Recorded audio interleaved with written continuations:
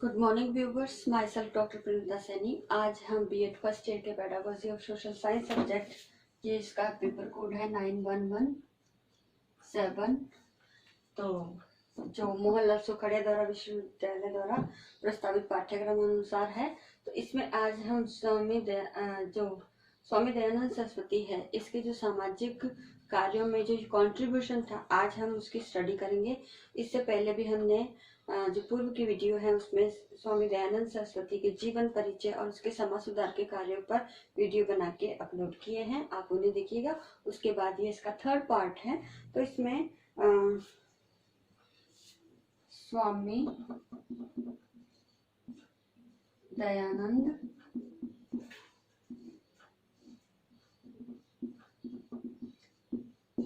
सरस्वती का समाज में योगदान। तो समाज में योगदान के संदर्भ में जो स्वामी दयानंद सरस्वती ने अब आगे के जो नेक्स्ट कार्य किए, उसमें उन्होंने सद्व्यवहार और सद आचरण पर बल दिया।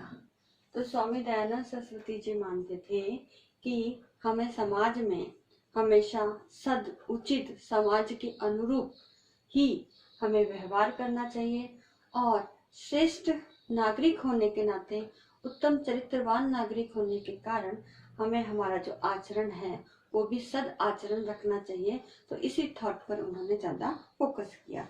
नेक्स्ट उन्होंने हिंदी भाषा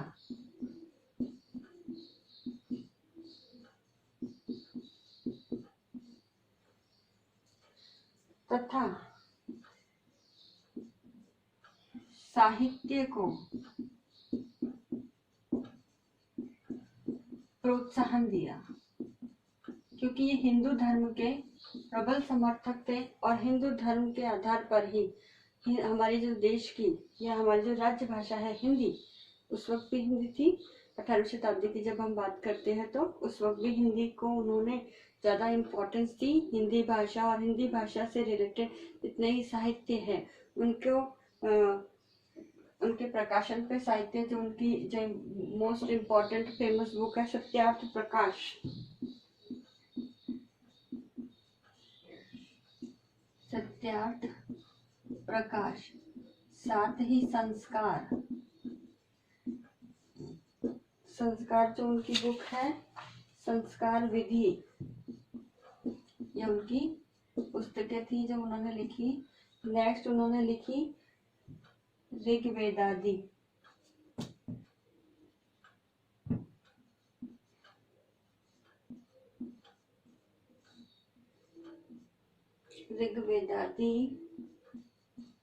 भाष्य भूमिका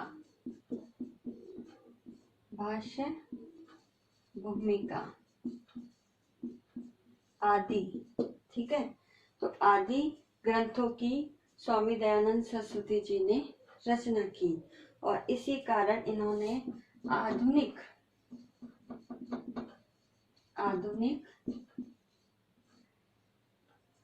भारतीय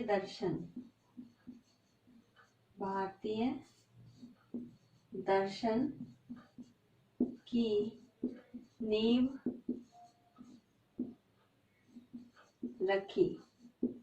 तो ये सबसे पहले ऐसे साहित्यकार हुए जिन्होंने हमारे भारतीय दर्शन में हिंदी भाषा को अधिक महत्व देते हुए हिंदू धर्म का अधिक मान, महत्व और सम्मान करते हुए बाकी अन्य जो धर्म है उनका ये ज्यादा सम्मान नहीं करते या उनके ऊपर ज्यादा फोकस नहीं करते थे। ये हिंदू धर्म की ही प्रबल समर्थक और प्रबल पक्षधर रहे थे, इसलिए इन्होंने हिंदी भाषा और साहित्य को ही ज्यादा प्रोत्साहन दिया और इनके आधार पर या इनके द्वारा जो लिखे गए ग्रंथ हैं वो आज भी हमारे जो समाज की व्यवस्था है उसको दर्शाते हैं और इन्हीं ग्रंथों और हिंदी भाषा में कंट्रीब्यूशन के आधार पर इन्हें आधुनिक भारतीय दर्शन की नींव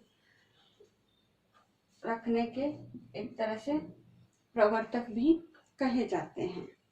इन्होंने योगी जीवन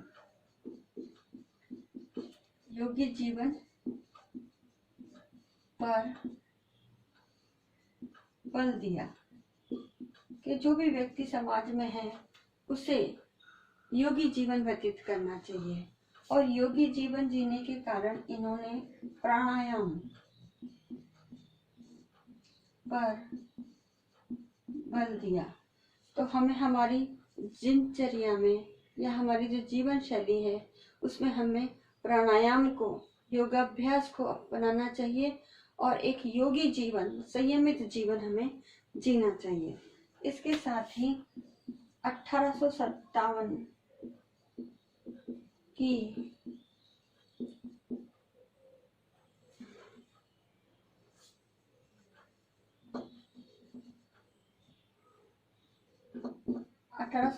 की क्रांति के प्रमुख सूत्रधार स्वामी दयानंद सरस्वती जी ही थे। इसलिए इन्हें, और उन्होंने कहा, भारत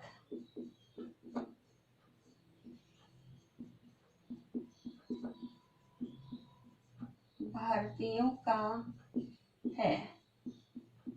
तो उन्होंने 1857 की क्रांति के प्रमुख सूत्रधार होने के कारण उन्होंने यह बताया कि भारत जो देश है वो भारतीयों का है, अन्य किसी जो भी शासन सत्ता है, चाहे वो मुगल रही, चाहे वो ब्रिटिश कालीन रही, उनका नहीं।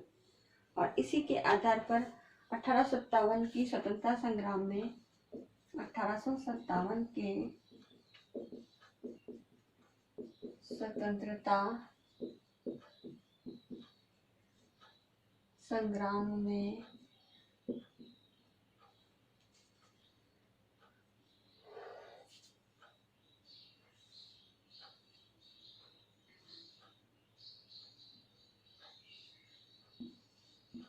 प्रभावशाली कार्य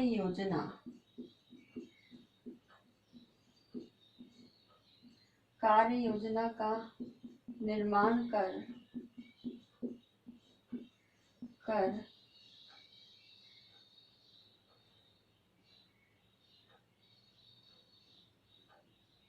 नेतृत्व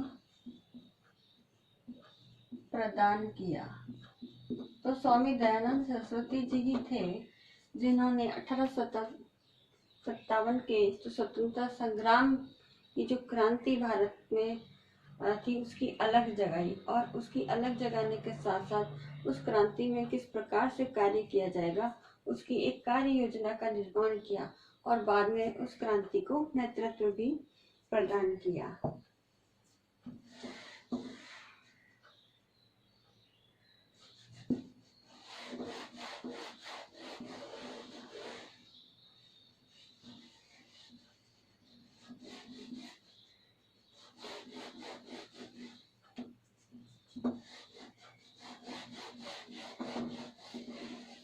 अब नेक्स्ट पॉइंट के अंतर्गत विदेशियों का उन्होंने माना कि विदेशियों का आर्यव्रत में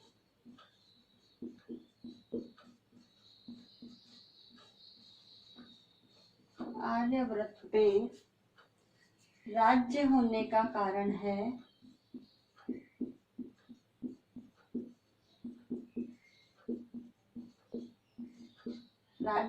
का कारण है, पहला आलस्य,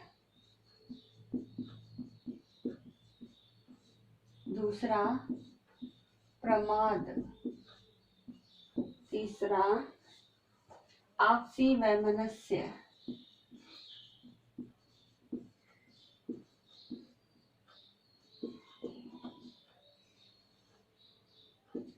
आपसी वैमनस्य, ब्रह्मचर्य का पालन न करना, ब्रह्मचर्य का पालन न करना। 5वां, विधान न पढ़ना, विधान न पढ़ना। तो आदि कई कारण माने, जिसके आधार पर आज जो आर्यव्रत यानी हमारा भारत है, जिसका प्राचीन नाम आर्यव्रत रहा, तो आर्यव्रत में विदेशियों का जो शासन है या राज्य है वो स्थापित इसलिए हुआ कि हम भारत के लोग क्या हो गए, आलसी हो गए, हम प्रमाद हो गए, यानी अपने ही जीवन की मौज शौक ऐसी जो तामसी प्रवृत्तियां हैं उसमें लिप्त हो गए। साथ ही हमारा जो आर्यव्रत के अंदर विभिन्न जो देशी रियासतें रही उनका आपस में ही वैमनस्य था और इसी कारण उनमें एकता का अभाव रहा। और साथ ही जो तमो प्रधानता होने के कारण और ब्रह्मचर्य का पालन नहीं करते थे और जो भी हिंदू धर्म में विधान दिए गए हैं उन विधानों के अनुरूप अपनी दिनचर्या नहीं जीते थे। यही कारण रहे मुख्य रूप से कि आज भारत देश गुलाम बन गया विदेशियों का। तो और उन्होंने आगे भी बात कही कि कृषि और न्याय, कृषि और न्याय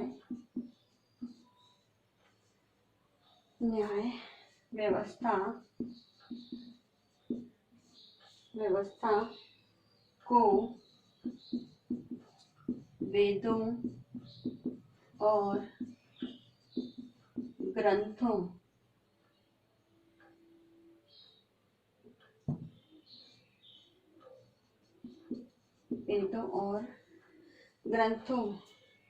के आधार पर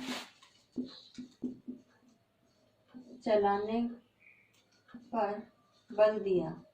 तो स्वामी दयानंद सरस्वती जी मानते थे कि हमारे देश के अंदर जो कृषि व्यवस्था है, हमारी न्याय व्यवस्था है, वो कृषि और न्याय व्यवस्था हमारी वेदों के अंदर जो हमारे दोहे दिए गए हैं, श्लोक दिए गए हैं, उनके आधार पर ही चलाई जाए।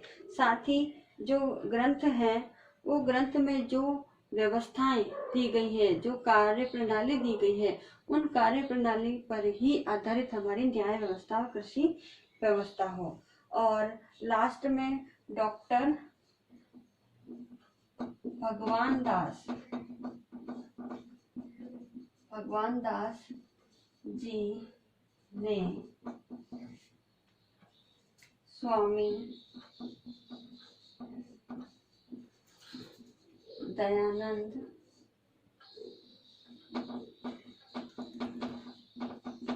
सरस्वती को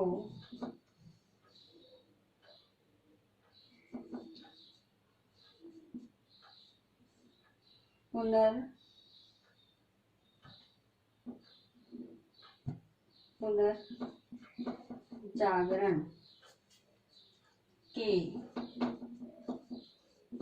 मुख्य निर्माता की संज्ञा दी।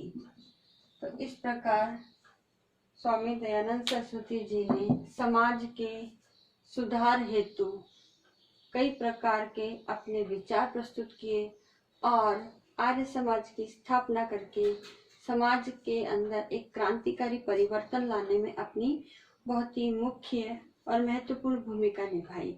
इसी कारण डॉक्टर भगवान दास जी ने स्वामी दयानंद सरस्वती जी को पुनर्जागरण के मुख्य निर्माता कहा। तो आज के इस वीडियो में हमने ये जो कंट्रीब्यूशन रहा था स्वामी दयानंद सरस्वती का, इसकी स्टडी की। अब